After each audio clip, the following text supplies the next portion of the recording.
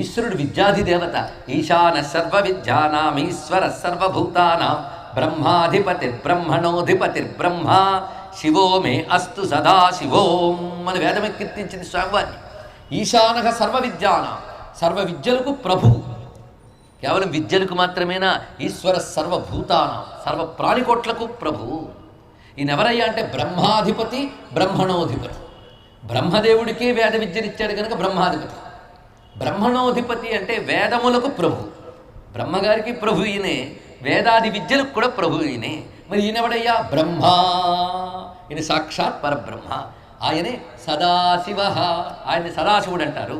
ఆయన తెలియజేసే అక్షరం ఓం. అదే ఇప్పుడు ఈ మంత్రం మళ్ళీ ఒక్కసారి అనుకుంటే విన్నదంతా భావించండి.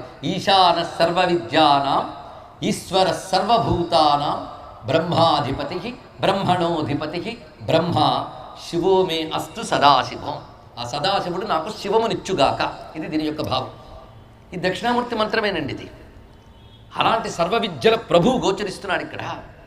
అందుకే పసిపిల్లలు మాట్లాడడం నేర్చిన దగ్గర నుంచి దక్షిణామూర్తి శ్లోకం వాళ్ళ చేసి చదివించండి అమ్మా. గురవే సర్వలోకానాం భిషజే భవరోగిణాం నిధయే సర్వ విద్యానాం దక్షిణామూర్తే నమః. శ్రీ దక్షిణామూర్తే నమః. దక్షిణామూర్తికి సంబంధించిన మంత్రం కూడా ఇక్కడ వాళ్ళు చెప్పుకుంటూ ఉన్నాం. మహామంత్రం అది. దీని గురించి మంత్రశాస్త్రం ఈ మంత్రాన్ని ఇంట్రడ్యూస్ చేసిందండి. చాలా అద్భుతంగా చెప్తోంది ఇక్కడ. ఎందుకంటే భగవన్ నామ మంత్రాలు ఎవరైనా ఎప్పుడైనా ఎక్కడైనా ఎలాగైనా జపించవచ్చు. కృష్ణ, రామ, గోవింద, ముకుంద, శివ, శంకర, శ్రీమాత, లలిత, గౌరీ, దుర్గా, లక్ష్మి మీ ఇష్టం, ఎక్కడైనా చేయండి. కానీ అది వేదమంత్రమే. బీజాక్షర మంత్రాలు అయితే మాత్రం గురూపదేశం ఉండాలి, పద్ధతిగా చేయాలి. ఎలా పడితే అలా చేయకూడదు. ఎందుకు చేయకూడదండి? పవర్ఫుల్ కదా, అందుకే జాగ్రత్త పడాలి. పవర్ ఉంది కనుక జాగ్రత్త పడాలి. అందుకే ఏదైనా మంత్రం కావాలని గురువు దగ్గరికి వెళితే గురువుకి దక్షిణాశ లేకుండా నిజమైన జ్ఞానం ఉంటే మాత్రం ఆ గురువు పరీక్ష పెడతాడు. ఇలా పిలిస్తే అలా మంత్రాలు ఇచ్చాడు. కొంతమంది అయితే శిష్యులకు విసుగొస్తుంది గురువు మీద. ఏమిటో గురువు పరిమాలు తిప్పించుకుంటాడు, గురువుని చేంజ్ చేసేది అల్లా అయినంత తొందరగా ఇస్తాడట. ఇది వ్యాపారం అనుకున్నారు మంత్రాలు. నిజమైన గురువు పరీక్షలు పెడతాడండి. ఒక మంత్రం ఇవ్వాలంటే కనీసం సంవత్సరం పరీక్ష పెట్టాలట. వాడికి నిజంగా ఇంట్రెస్ట్ ఉందా లేదా కుతూహలం ఉందో చూడాలి, శ్రద్ధ ఉందా కుతూహలం ఉందో చూడాలి. కొందరికి ఉపన్యాసం వినగానే ఒక వైరాగ్యం వస్తుంది, ఎక్కడ కష్టాలు వచ్చినప్పుడు వైరాగ్యం వస్తుంది, వెంటనే ఏదో మంత్రం చేసేస్తామని పరిగెడతారు. 2 రాళ్ళు ఆగితే వైరాగ్యం చెప్పబడిపోతుంది. అందుకే గురువులు ఏం చేస్తారంటే పరీక్ష పెడతారు, వీడికి నిజంగా కుతూహలమా శ్రద్ధ, అంత పరీక్ష పెట్టి అప్పుడు కానీ మంత్రం ఇవ్వరండి. ఇంత ఉంటాయి. అందుకే మంత్రం ఇవ్వాలంటే ముందు ఆ శిష్యుడికి ఆ మంత్రానికి నక్షత్రం సరిపోతుందో లేదో చూడాలట. ఆ శాస్త్రం పేరు అర్వణ శాస్త్రం అని అంటారు. చూడండి, అదొక శాస్త్రం ఉంది. దానికి తోడు ఆ శిష్యుడిని శుద్ధి చేయాలి. శుద్ధి అంటే ఊరికనే స్నానం చేయడం కాదు. ఆ శిష్యుడిని షడధ్వ శోధనాన్ని చేస్తారు, దీక్ష ఇస్తారు. దాని అంగన్యాసం, కరన్యాసం, మాతృకాన్యాసం అవన్నీ నేర్పి అప్పుడు మంత్రం ఇస్తారు. అప్పుడు మంత్రం ఫలిస్తుంది. ఇవేవీ లేకుండా ఫలించే మంత్రం ఏదైనా ఉందా? ఇది పెద్ద ప్రశ్న. నేను ముందు చెప్పినట్టుగా భగవన్నామాలకి కండిషన్స్ ఏవి లేవండి. మీరు భగవన్నామాన్ని శ్రద్ధగా జపం చేసుకోవచ్చు. ఫలితం మాత్రం అద్భుతంగా, దేనికైనా ఫలితం ఒక్కటే. నువ్వు సాధన ఎంత చేస్తావనే దాన్ని బట్టి ఉంటుంది. గట్టిగా చేసుకోవచ్చు, అదొక ఉపకారం ఉంది మనకి. అందుకే చైతన్య మహాప్రభు మాట అన్నాడు, నామ్నామకారి బహుధా నిజ సర్వశక్తి తత్రాత్పిత నియమిత స్మరణేన కాల ఏతాదృశీ తవ కృపా భగవన్ మమాపి దుర్దైవమిదృశమిహాదని నానురాగ అన్నాడు. ఏ పరమేశ్వర, నువ్వు అనేక నామాలు నువ్వే ఏర్పాటు చేసావు. భగవన్ నామాలు మనం తయారు చేసుకోవాలి, ఆయనే ఏర్పాటు చేశాడు వేదమునందు. ఆ నామాల్లో అనంతమైన శక్తి పెట్టాడు. కానీ మనం ఆ నామాలని బతకట్లేదు, అది వచ్చింది. ఆయన దయతో నామాలు ఇచ్చాడు, మనం దౌర్భాగ్యంతో జపం చేయట్లేదు. అది తెలుసుకోండి ఇక్కడ. లేకపోతే ఏ నామం పట్టుకున్నా ధరించిపోతామే, అయినా చేయట్లేదే. సరే, ఇన్ని నామాలు ఉంటాయి. ఇప్పుడు ఒక మంత్రం చెప్తున్నాడు మంత్రశాస్త్రంలో. ఈ మంత్రానికి నచాంగకర మాతృకా న్యసన వాయు సంశోధనం నభూత పరిశుద్ధిరప్యత నచాత్ర దిగ్బంధనం. ఈ మంత్రానికి దిగ్బంధాలు, వాయుశోధనలు, దీక్షలు ఇవేవి అక్కర్లేదు రండి ఇక్కడ.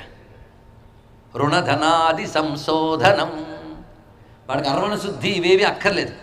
అంతేకాదు ధనం సరైనది ఇచ్చాడా లేదా కూడా చూడక్కర్లేదు. అలాగే ఏ ఉపదేశాలు అక్కర్లేదు, ఏ దీక్షలు అక్కర్లేని ఒక మంత్రం ఉంది.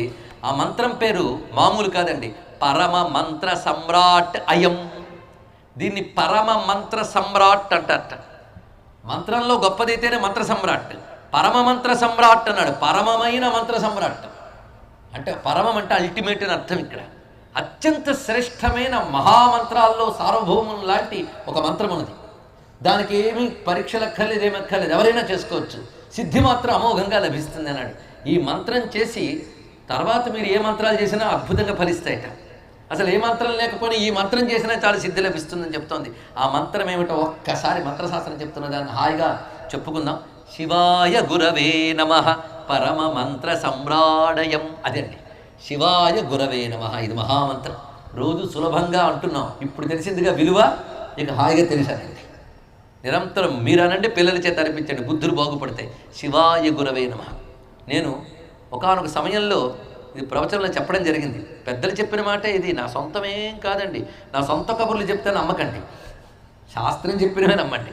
అందుకని నేను నా సొంతంగా కొత్త ఆలోచన చెప్పినట్టు కొంప ముంచేవరని ఆయన అని అర్థం. ఇక్కడ మన కొత్త కొత్త సిద్ధాంతాలు, కొత్త కొత్త ఆలోచనలు అక్కర్లే. మన బ్రతుకు బాగు చేయడానికి సనాతనమైన ధర్మం చాలు.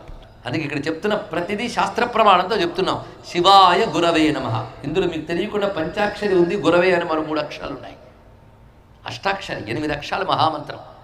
ఇది జపం చేస్తే ఏ అద్భుతమైన సాధించవచ్చు అని మంత్రశాస్త్రం చెప్తోంది. ఒకప్పుడు ప్రవచనంలో ఇది విని అమెరికాలో ఒక తల్లి వాళ్ళ పిల్లవాడు బుద్ధిమాంద్యంతో ఉన్నాడు, బాగుపడట్లేదని బాధపడి ఈ మంత్రమే రోజు జపం చేసుకోమని చెప్పిందిట. ఆ పిల్లవాడు చేసిన కొద్ది రోజుల కల్లా ఆశ్చర్యకరం, అక్కడ అధ్యాపకులే ఆశ్చర్యపోయారు ఆ పిల్లవాడి తెలివితేటలకి. వాడు చాలా ఉన్నతమైనటువంటి పొజిషన్లోకి వెళ్ళాడండి. ఇది ఆ మంత్ర మహిమ అని ఆవిడ ఫోన్ చేసి చెప్తే శాస్త్రం ఎంత గొప్పదో అని నేను ఆనందించానండి. ఇక్కడ ఇది తెలుసుకోండి, ఎందుకంటే ఇంకేం కావాలి. కనుక అందరూ ఒక్కసారి ఎలుగెత్తి అందాం. శివాయ గురవే నమః, శివాయ గురవే నమః, శివాయ గురవే నమః. వీటికి ఏవి కలపద్దండి, ఎలా ఇచ్చాడో అలాగే తీసేసుకోండి. పైగా ఈ మంత్రంతో మీరు ఏ ఇష్టదైవాన్నైనా ధ్యానించవచ్చు. అంటే శివుడు అంటే శుభస్వరూపుడు కదా. మీరు ఏ ఇష్టదేవతనైనా ఈ మంత్రంతో అనుకోవచ్చు. ఇది తెలుసుకోవాల్సింది.